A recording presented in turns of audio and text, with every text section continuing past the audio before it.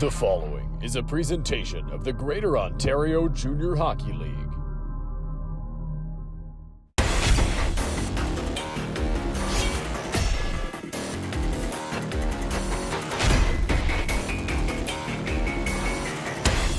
Welcome to the beautiful town of Fort Erie, which serves as one of the busiest border towns in our great country.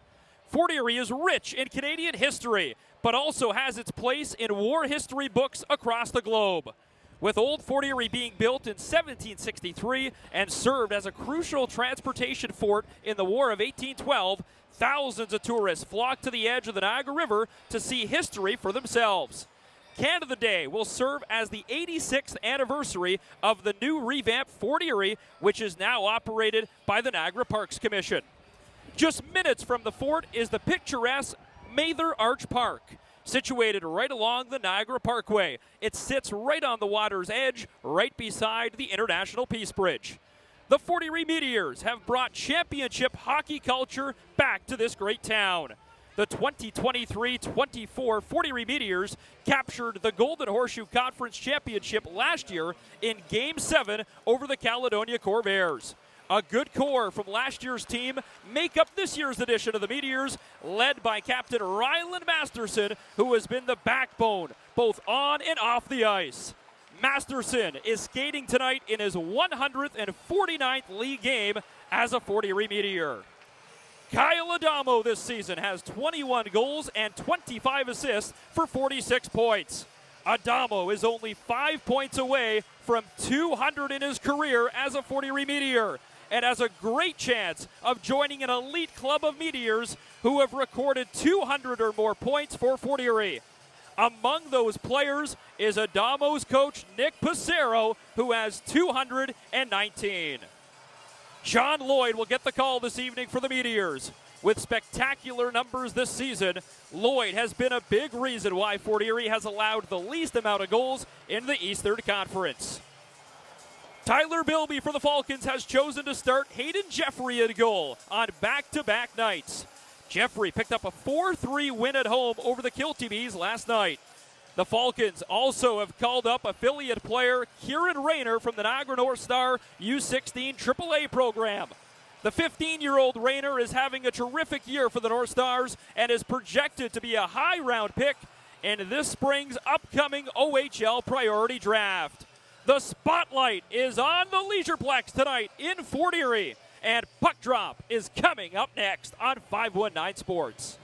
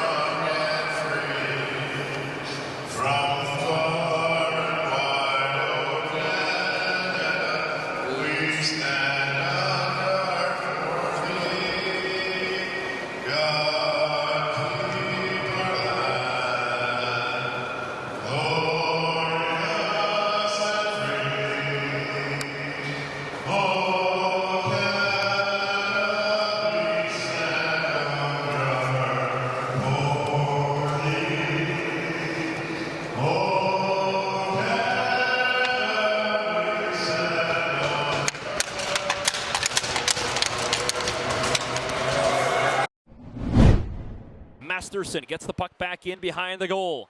Zimmerman with time. Difty Doodle, the puck out front. The net is off its moorings, and now the whistle blows as that's Mizzy coming in to defend his teammate. Galtieri tied up with Bidgood out front. And a little pushing and shoving, no love lost with 16:37 to go in the opening period. Lloyd to Schmidt. Pass picked off. Trying to get it on goal. Here's Valancourt. High slot scores. Valancourt through all the traffic. Lloyd never saw the puck. And the St. Catharines Falcons jump out in front just 4 minutes into the hockey game. Fanned on the reverse attempt, and St. Catharines will make them pay as they have control now. They turn the puck over, now Fort Erie a 2-on-2. Here's Danny Adamo. Adamo, good block from the St. Catharines defenseman. Galtieri able to get the block, and now he chips it to the near wing. The Cambridge Redhawks have the top power play in the Eastern Conference. St. Catharines is second. Shot scores! Just like that, it only took 4 seconds, his 15th of the season. And Marcus Harris doubles the lead for St. Catharines. It's 2-0. A quick shot on the power play, just 4 seconds in. And Marcus Harris will make it 2-0.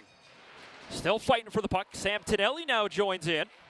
Hard check, puck back to the blue line though. Cressman right off the bench. Blocked, and this one will be pushed right back to center ice. It's controlled by Schmidt. And out they come through center. Adamo. Hard check as he gets met by Fort Erie, but they can't clear the zone. That's kept alive by Dimtrow. Now out they come. Backhands it to the far side. On goal, this one's right off the crossbar. A great release, but he can't beat the pipe. Lots of time, Jack Ryan. Ryan, the left winger here, trying to work his way in. Ryan tries to go high. Follow-up attempt on goal. Jeffrey tries to find the loose puck. Fort Erie a mad scramble, and Hayden Jeffrey will find the loose puck, as now everybody trying to find a dance partner, but Hayden Jeffrey will settle things down. Drops it back, played all the way around. Fort Erie going to be first here. Smythe, hard check, but he just bounces right off the big man Smythe. Radford, he tries to work his way inside the zone. He avoids the check. Radford, touch pass on goal, and again, now Masterson right in the mix once again. Rayner trying to grab Masterson. Petrovsky along with Harris in there as Harris throws a body. But no love lost as the energy picking up inside the Plex with 13:16 to go in the second period. Now Gates. Nice feed. Pass out front. Fort Erie a good block. St. Catharines looks confident on this power play, but they're met by a great penalty kill unit for Fort Erie, who clears it all the way down with 10 seconds to go in the penalty. IQ play by Tonelli keeps these stride going. It's right out front of Jeffrey, and Sam Tonelli able to get his feet moving. One-timer, bouncing puck. Cressman leans into one, but he can get blocked. Marconi a good block. Shot blocks all over the place, both sides. Coors, the shot scores! Dylan Coors through traffic, and now pushing and shoving afterwards. St. Catharines doesn't like the goal, and the celebration will be met by a few Falcons. But it's a 2-1 hockey game. Dylan Coors, his 5th goal of the season, will lift the roof off the Plex on a spotlight night in Fort Erie. Puck right at the line, kept in by the Mets. Now it's pushed out by St. Catharines. Fort Erie, 2-on-1. Here comes Zimmerman to the backhand. Oh, what a stop, Jeffrey. Follow-up attempt and another chance, and the puck will go out of play. But Hayden Jeffrey, a big stop with 5:56 to go. And it's Fort Erie who's going to clear as they can't get the puck twice. Now Fort Erie, the shot, and not much mustard on that one as he'll hold on. Lipple pushing and shoving here as that is Valancourt who grabs a face mask. Again, they just meet inside the corner. Valancourt saying his face mask is grabbed, but no penalties coming here with 5:14 left in the middle period. 3:45 left. Coley to the forehand. Hunter Coley slides that one across. Cressman to Coley, the shot. Pinball's wide of the goal. Tonelli out front. And now the hands come high. Cressman, original call is coming to St. Catharines. Fort Erie will get a power play as St. Catharines Falcons take a roughing penalty with 3:37 to go here in the second period.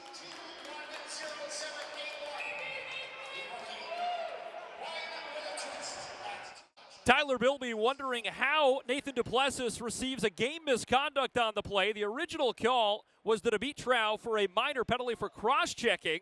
Now their top winger will be removed for the game for the rest of this contest. Back to the blue line it comes. Here's Tonelli. Tonelli, good feed. One-timer leans in, scores! They point to Dylan Coors, he's got 2! A shot from the point, it's a power play marker. And Dylan Coors has his 5th and 6th goal in a Meteor uniform. Tied at 2 on a spotlight night, and Dylan Coors, what a night to be a Meteor. That one back down low. Up top it comes. Gates near side. Hibbert in. Follow-up attempt. What a stop, John Lloyd. He's lost his stick, and it goes all the way to the far side. Now back they come. The shot blocked. Follow-up attempt. What a stop, John Lloyd. Are you kidding me? A Superman dive, and he'll keep it 2-2. Tip to this one on goal. It's in the blue paint. Taken off the puck. Back to the blue line it comes. A lot of traffic in front of John Lloyd.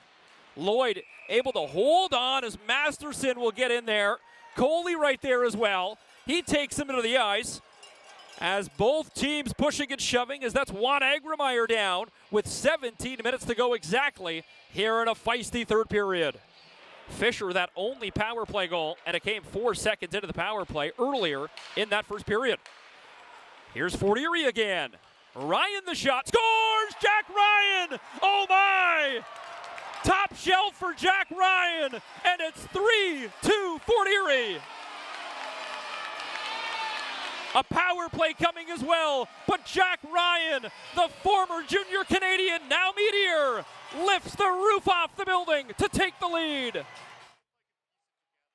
Zimmerman scores! Right off the face-off. Zimmerman, an innocent shot on goal, and it'll be Jeffrey. Make it 4 in a row for the Fort Erie Meteors. It's 4-2. Danny Adamo slams on the brakes is Ryan. Comes across the line, Adamo. Shot wide, and it's right behind the back of the goal. Cressman takes the shot, scores! He pops the water bottle. Cressman for the Mets. It's 5 unanswered goals. 5-2 Fort Erie.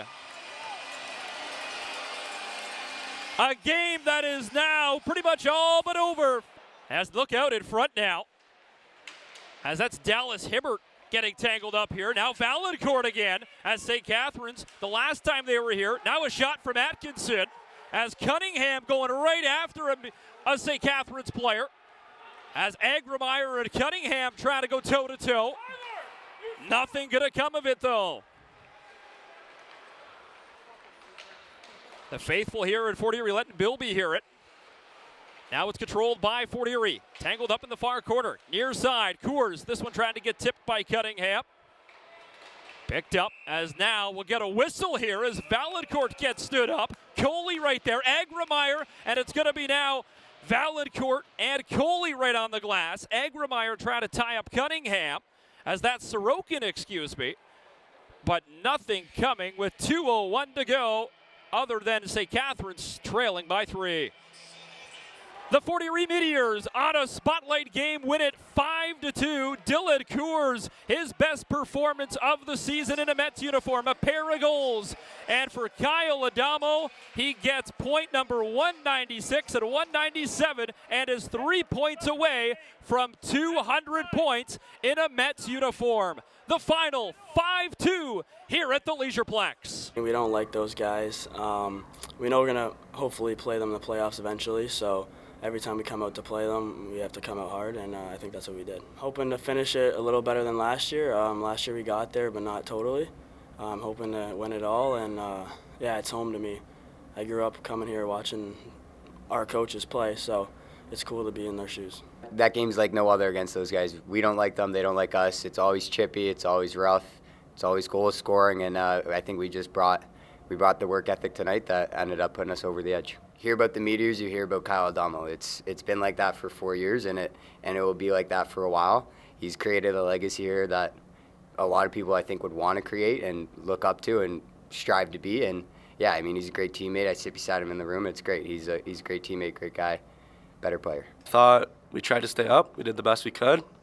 Maybe it's the bounces didn't go our way or whatever. Just, I don't know, didn't go our way tonight. Two great teams on a Saturday night here in Fort Erie, and really didn't like our first 5 minutes, but thought we got settled in, and you know, I liked our team's effort through 40 minutes, and for the most part, a lot of our players, I liked how they showed up tonight.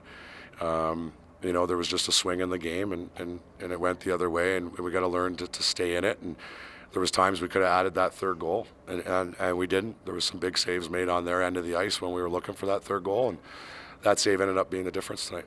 Very proud of the room, and everybody in our room is very capable. But we're up a little against a little adversity, and we're missing the better part of over 60 goals in our lineup wasn't in the lineup tonight. And to add salt, our top point getter was kicked out of the game halfway through the game. You don't have to look any further as to where the TSN turning point was. It was clearly there. In a tight game like that, the horses got going, and John Lloyd made some big saves there in the start of the third period, and big penalty kill, and then our scoring leaders like Jack, took over there. So it's a nice team win. It's playoff time. Everyone's banged up. Everyone's missing guys, and I just think our guys that were in the lineup really pulled through. I think early on, we get scored on twice, but don't think we were outplayed, and then we make it 2-2, and John Lloyd makes a huge diving save across the crease. That probably one of the saves of the year. So we get out of the second period there, tied 2-2, and then obviously two good penalty kills, but I thought we really had our legs there in the third, and put them through the paces and found a way to find the net. And Ryland is a leader that whenever you need something done, you give him a call and it gets done. There's literally no questions asked. In my opinion, he's going to go down as the greatest Meteor ever, and it's a pretty huge accolade for an organization that's been around since 1957. So he's been here 4 years. He's had winning years every single year. He's been a huge part of every single game we've played. So between him and Kyle, probably two of the winningest Meteors of all time, and I believe Ryland deserves that accolade. I don't even know how to say it. Just means so much. I mean, I'd do anything for these guys. They've done so much for me. They've made me the man I am, and I'm grateful for everything they've ever done for me. And I mean, I love them, love these guys. I mean, I'd do anything for them the rest of my life. So it just means the world.